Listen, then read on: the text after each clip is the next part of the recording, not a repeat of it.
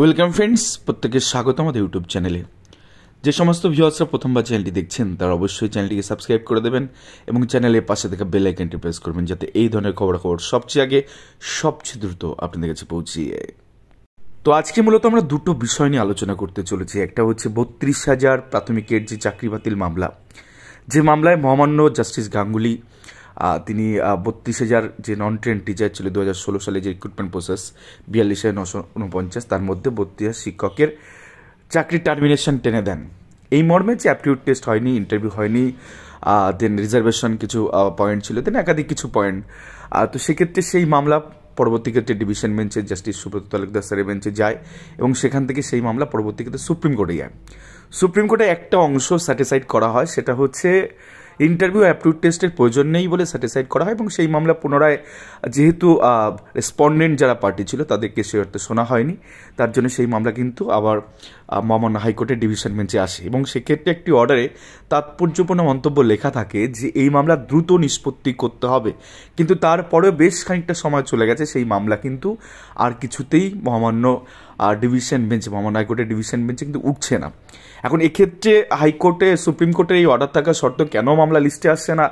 লিস্টে বরাবরই এসছে বেশ অনেক চেষ্টা চরিত্র করার পরে, কিন্তু তারপরে এই মামলা শুনানির জন্য আসছে না, কারণ এমন একটা জায়গায় মামলাটাকে রাখা হয়েছে যে মামলাটার হিয়ারিং ফেজে মামলাটাকে রাখা হয়েছে এবং সেক্ষেত্রে অ্যাপিল হিয়ারিং এই হেডিংয়ে মামলাটা রয়েছে এবং সেক্ষেত্রে যদি আপনারা ভালো করে খেয়াল করে দেখেন, হিয়ারিং ম্যাটার অনলি উইকে, মানে একটা সপ্তাহে জাস্টিস হ্যারিস ট্যান্ডন স্যারের বেঞ্চ একদিন শোনেন, সেটা হচ্ছে বুধবার। অর্থাৎ প্রতি বুধবার এই মামলা, মানে হিয়ারিং ফেজের যে মামলাগুলো থাকে সেখানে সেই মামলা কোথাও গিয়ে রাখা রয়েছে। এখন বিষয়টা হচ্ছে গত বুধবার জাস্টিস হ্যারিস ট্যান্ডন স্যার তিনি যেহেতু অন্য বেঞ্চের সাথে অ্যাসাইন ছিল তার ম্যাটার, তো সেক্ষেত্রে তিনি ঠিকঠাক করে সঠিক সময় বসেননি এবং সেক্ষেত্রে শুধুমাত্র অন্য অরিজিনাল সাইডে কিছু ম্যাটার ধরেছেন। তার আগের দিন তিনি নট সেটিং ছিলেন, অর্থাৎ সেদিন বসেনি। তো এরকম করে করে দিন কিন্তু অতিবাহিত এবং যে সমস্ত প্রার্থীরা অরিজিনালি এই প্যানেলে ফিট হওয়ার কথা, অযোগ্য যে সমস্ত প্রার্থীরা, তারা কিন্তু দিনের পর দিন হতাশায় ভুগছেন। এটা বাস্তব কথা এবং হাইকোর্টের প্রসিডিং বহু ক্ষেত্রে এরকম হয়, বহু মামলা বছরের পর বছর চলে, কিন্তু সবথেকে আশ্চর্যজনক বিষয় সেটা হচ্ছে সামান্য কিছু ট্রান্সফার ম্যাটার, কিছু কিছু এমন ম্যাটার আছে যে ম্যাটারগুলো খুব সাময়িক, একজন দুজন পিটিশনে সেগুলোর অর্ডার হয়ে যাচ্ছে, অথচ এত বড় একটা ইস্যু হাইকোর্ট এটাকে কিন্তু পাত্তাই দিচ্ছে না সেই অর্থে। কারণ একাধিকবার এই মামলাটাকে মেনশন করা হয়েছে, মেনশনিং যে স্লিপ সেগুলো অ্যাকসেপ্ট হয়েছে, তারপরেই মামলা টু বি মেনশন ম্যাটারে বা একদম শুরুর দিকে কিন্তু আসছে না। এর মধ্যে কি রয়েছে সেটা তো আমাদের জানার কথা নয়। তবে এই মামলায় এই সোমবার কিন্তু একটা তাৎপর্যপূর্ণ আপডেট আসছে, সেটা হচ্ছে এই মামলা এই বেঞ্চ থেকে সরানোর জন্য আপিল জানানো হবে এই দিনকে। অর্থাৎ এই সোমবার, যে সোমবার আসছে সেই সোমবার 32,000 ম্যাটার যদি এই বেঞ্চ, অর্থাৎ court number 8 justice Harish Tandon স্যারের বেঞ্চ যদি নিতে অপারগ হন, বা এই মামলার ক্ষেত্রে এতদিন ডিলে কেন হচ্ছে, সুপ্রিম কোর্টের অর্ডার যেখানে আছে এই মামলা নিষ্পত্তির জন্য, দ্রুত নিষ্পত্তি করার জন্য, সেখানে কেন হাইকোর্ট এটাতে ডিলে করছে, এই ইস্যুটাকে সামনে নিয়ে বেশ কিছু প্রার্থী, আমাদের কাছে যে খবর এসছে, বেশ কিছু প্রার্থী তারা কিন্তু যাবেন মহামান্য হাইকোর্টে এবং সোমবার জাস্টিস হ্যারিস ট্যান্ডন স্যারের বেঞ্চে পুনরায় মেনশন করবেন এবং তারা চাইবেন এটা যদি এই মামলা তিনি গ্রহণ করেন তাহলে সেক্ষেত্রে এই মামলা ওই বেঞ্চেই শুনানি হবে। আর যদি তিনি বলেন যে না, মেনশনিং না নেওয়া হয়, তো সেক্ষেত্রে তারপরের যে প্রসিডিওর আছে, যেখানে গিয়ে এই বেঞ্চ থেকে মামলা পরিবর্তনের জন্য তারা আপিল হয়তো করবেন মাননীয় প্রধান বিচারপতি যিনি রয়েছেন আমাদের মহামান্য হাইকোর্টে, তার কাছে হয়তো সরাসরি তারা যাবেন। এখন এইটা হচ্ছে 32,000 নিয়ে লেটেস্ট আপডেট এবং যে বিষয়টা আমাদের কাছে খবর আছে সে বিষয়টা আপনাদের তুলে ধরলাম। তো সেক্ষেত্রে একটা হেস্তনেস্ত হয়তো এই মামলায় হতে চলেছে।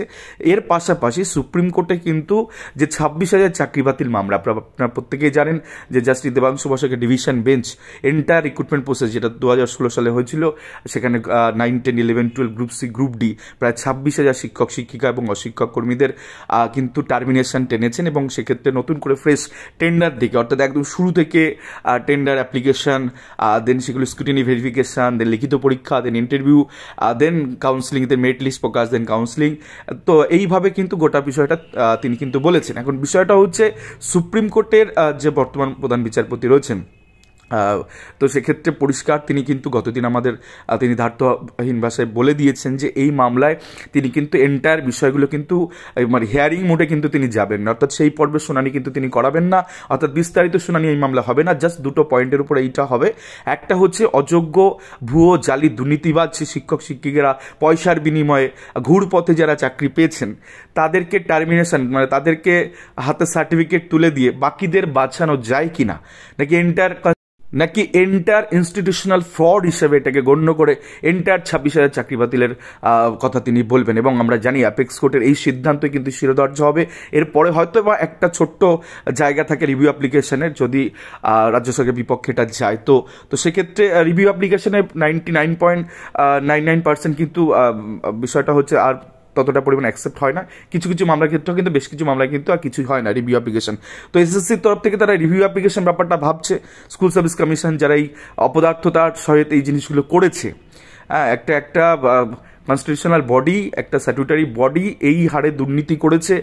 আর কোথাও গিয়ে মানুষের মধ্যে যে একটা বিষয় ছিল যে কিছুই হবে না, যে 0 থেকে 53, 0 থেকে 54, 0 থেকে 52 করে পয়সার বিনিময়ে সাদা খাতা দিয়ে চাকরি, যে এদের কিছু হবে না। এরা একাধিকবার তাদের পয়সার বলে বলিয়ান হয়ে একাধিকবার হাইকোর্টের অর্ডার বা ডিভিশন বেঞ্চের অর্ডার বা সুপ্রিম কোর্ট থেকে অর্ডার করিয়ে আবার পুনরায় যোগদান করেছে। তো এদের যে কিছু হবে না, কার্যত সুপ্রিম কোর্টে কিন্তু প্রধান বিচারপতির বেঞ্চ পরিষ্কার করে এদের চাকরি বাদ যাবে।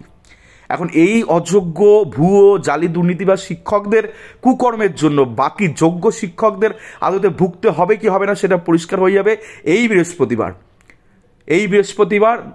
সত্য অসত্যের মধ্যে টোটাল ভেদাভেদ তৈরি হবে, অর্থাৎ ভিন্ন জিনিস সামনে আসবে এবং এই অযোগ্য ভুয়ো জালি দুর্নীতিবাজ শিক্ষক এরা কিন্তু যাবেই, মানে এরা তো টার্মিনেশন এদের কপালে রয়েছে। এবং পশ্চিমবঙ্গে কোথাও গিয়ে সাধারণ মানুষের মধ্যে অন্তত এই জিনিসটা প্রতিষ্ঠা পাবে যে এই সমস্ত দুর্নীতিবাজ শিক্ষক বেশি দিন এদের স্থায়িত্ব নয়, কারণ এটা চলতে পারে না। একটা স্বাধীন রাষ্ট্রে, একটা স্বাধীন রাজ্যে এইভাবে জিনিস চলতে পারে না। মানুষ মেধাগুলোর সাথে প্রতারণা হচ্ছে, তো এটা কতদিন ধরে চলবে? সেই জায়গা থেকে এখন দেখা যাক এই ভুয়োদের জন্য যোগ্যদের কি পরিণতি হয়। ধন্যবাদ।